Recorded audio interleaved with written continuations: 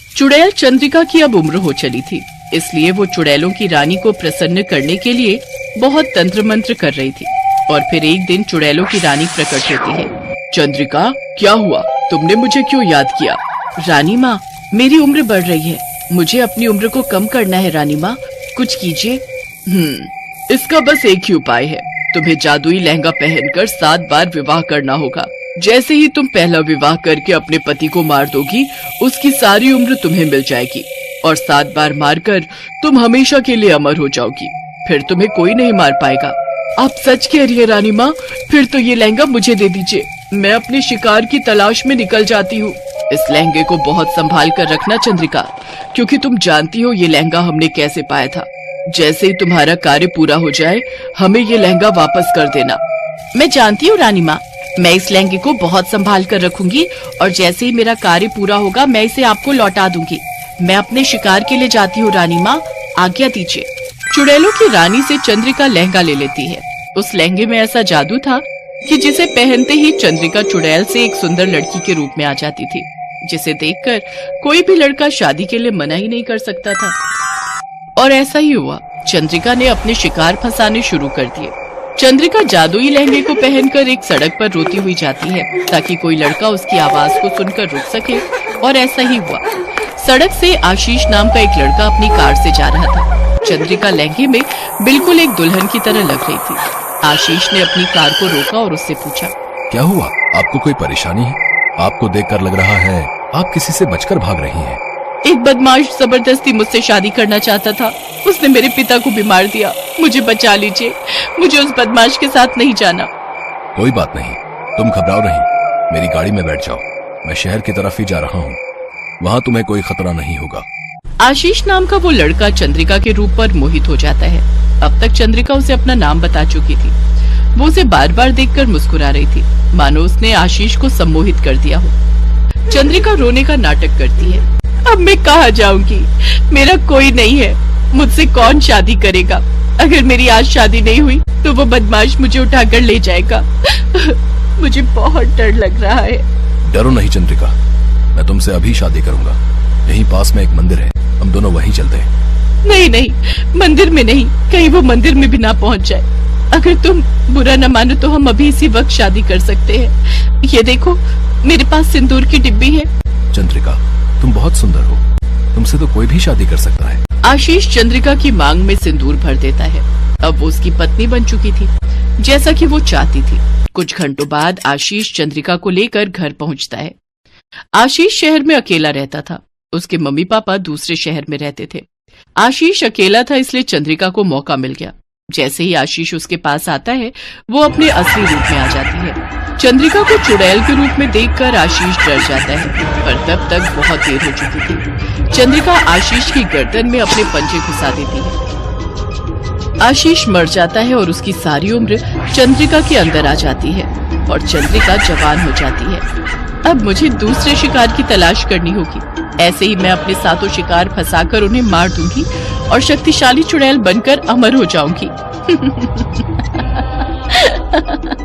चंद्रिका सोने के जादुई लहंगे को पहनकर अपने शिकार को मारती रही। धीरे धीरे उसने 5 शिकार मार दिए और अब वो अपने छठे शिकार की तलाश में थी।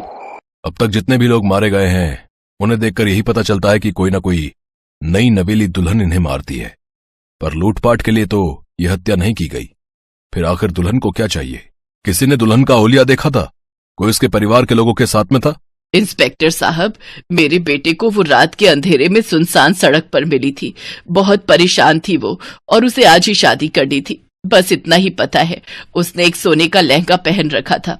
मुझे शक भी हुआ कि एक मजबूर लड़की सोने का लहंगा कैसे पहन सकती है, पर फिर मेरे बेटे ने इस ओर ध्यान ही नहीं दिया। और सुबह जब मैं कमरे में गई तो देखा मेरे बेटे की लाश बिस्तर पर पड़ी है। उसकी गर्दन पर पंजों के निशान है। हो ना हो इंस्पेक्टर साहब, वो कोई औरत नहीं, कोई चुड़ैल है। सर, मुझे तो लगता है कि ये उसी दुल्हन का काम है जिसने पहले भी काफी जगह दूल्हों को शादी के बाद मारा है। तभी इंस्पेक्टर अर्जुन के मोबाइल पर एक फोन आता है। हेलो, कौन? चेतन, क्या हुआ? चेतन, तेरी आवाज इतनी दर्द भरी क्यों है? अर्जुन, मेरे दोस्त, मेरे साथ धोखा हुआ है।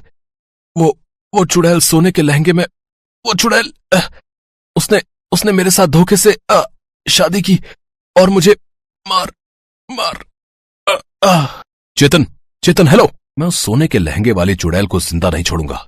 इंस्पेक्टर अर्जुन अपने दोस्त चेतन के घर पहुंचता है। चेतन की माँ का रो रो कर बुरा हाल था। तभी वहां पर एक बहुत ही बूढ़े तांत्रिक बाबा आते हैं। बेटा, इससे पहले कि चुड़ैल चंद्रिका अपना 7वां और आखिरी शिकार मार दे, उससे पहले ही तुम्हें उसे पकड़ना होगा। आप कौन है महाराज? बेटा, मैं चंद्रिका का पिता हूं। चंद्रिका को शुरू से ही काली शक्तियों और मंत्रों के साथ खेलने की आदत थी। वो बचपन से ही गलत कार्य कर रही थी। कई बार मेरे टोकने पर भी उसने मेरी बात नहीं सुनी और एक दिन उसने एक निर्दोष बच्चे को मारना चाहा। मजबूरन मुझे अपनी शक्तियों से चंद्रिका को समाप्त करना पड़ा। चंद्रिका चुड़ैल बनकर चुड़ैलों की रानी माया के साथ मिल गई और एक दिन जब मैं घर पर नहीं था तो पीछे से चंद्रिका चुड़ैलों की रानी माया के साथ घर आई। चंद्रिका की मां ने उसे बहुत रोकने की कोशिश की, पर चंद्रिका एक बेटी नहीं थी, वो तो एक चुड़ैल बन गई थी। उसने मेरी पत्नी को यानी अपनी मां को भी मार दिया और जादुई लहंगा उठाकर ले गई। तब से मैं चंद्रिका की तलाश में हूं। जब मुझे पता चला कि वो इस तरह शादी करके दूल्हों को मार रही है तो मैं समझ गया कि अवश्य ही वो उस लहंगे का दुरुपयोग कर रही है। चंद्रिका अब 7वें शिकार की तलाश में है।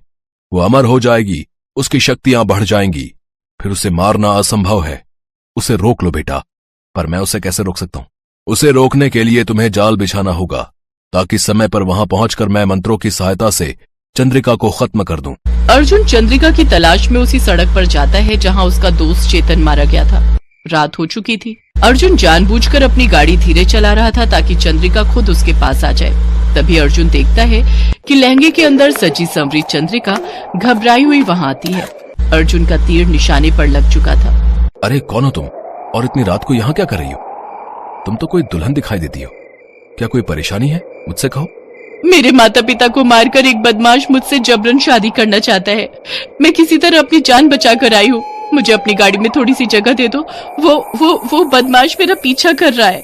अच्छा कोई बात नहीं, आओ जल्दी से मेरी गाड़ी में बैठ जाओ। अरे तुम अभी भी क्यों रो रही हो? मैं इसलिए रो रही हूँ कि अब मैं अपने गांव से भागी हूँ। मेरी बहुत बदनामी हो गई। अब मुझसे कौन शादी करेगा? मैं कहाँ जाऊंगी? मैं कहाँ रहूंगी? चिंता मत करो, तुम बहुत सुंदर हो। तुम्हें तो बहुत लड़के मिल जाएंगे जो तुमसे शादी करना चाहेंगे। अगर तुम बुरा ना मानो तो मैं तुमसे शादी अभी और इसी वक्त कर सकता हूँ। सच? क्या तुम मुझसे शादी करोगे? ये देखो मेरे पास सिंदूर की डिब्बी है। हमें किसी मंदिर में जाने की जरूरत नहीं है। तुम अभी के अभी मुझसे शादी कर सकते हो। मैं तभी तुम्हारे साथ तुम्हारे घर चलूंगी। बस इतनी सी बात। ये लो, हो गई हमारी शादी। अर्जुन चंद्रिका को लेकर घर आ जाता है। चंद्रिका जाओ, तुम कपड़े चेंज कर लो। इतना भारी लहंगा पहना हुआ है, इसमें तुम थक गई होगी। मैं तुम्हें माँ की साड़ी दे देता हूँ, तुम वो पहन लो। नहीं नहीं, मैं ये लहंगा नहीं उतार सकती। मैं इसमें तुम्हें सुंदर नहीं लग रही। देखो देखो तो, ये तो सोने का लहंगा है। कितना सुंदर है। मैं इस लहंगे को सुबह ही उतारूंगी। मुझे बहुत नींद आ रही है। चलो ना अंदर कमरे में चलते हैं। अरे इतनी जल्दी भी क्या है? अभी सबको आने तो दो, तभी तो अंदर जाएंगे। मैं कुछ समझी नहीं। सब मतलब? तभी चंद्रिका के पिता और बाकी सब लोग वहां आ जाते हैं। अर्जुन की माँ भी वहीं मौजूद थी। चंद्रिका, तेरा अंत करने के लिए ही ये सब जाल बिछाया गया था।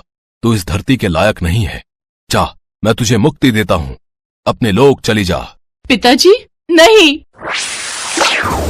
चंद्रिका के पिता की आंखों में आंसू थे। चंद्रिका लहंगे के साथ ही खत्म हो जाती है और उसके साथ साथ चुड़ैलों की रानी और बाकी सब चुड़ैलों का भी अंत हो जाता है। अर्जुन को अफसोस था कि उसका इतना प्यारा दोस्त आज उसके साथ नहीं था, पर उसे तसल्ली थी कि उसने अपने दोस्त की कातिल उस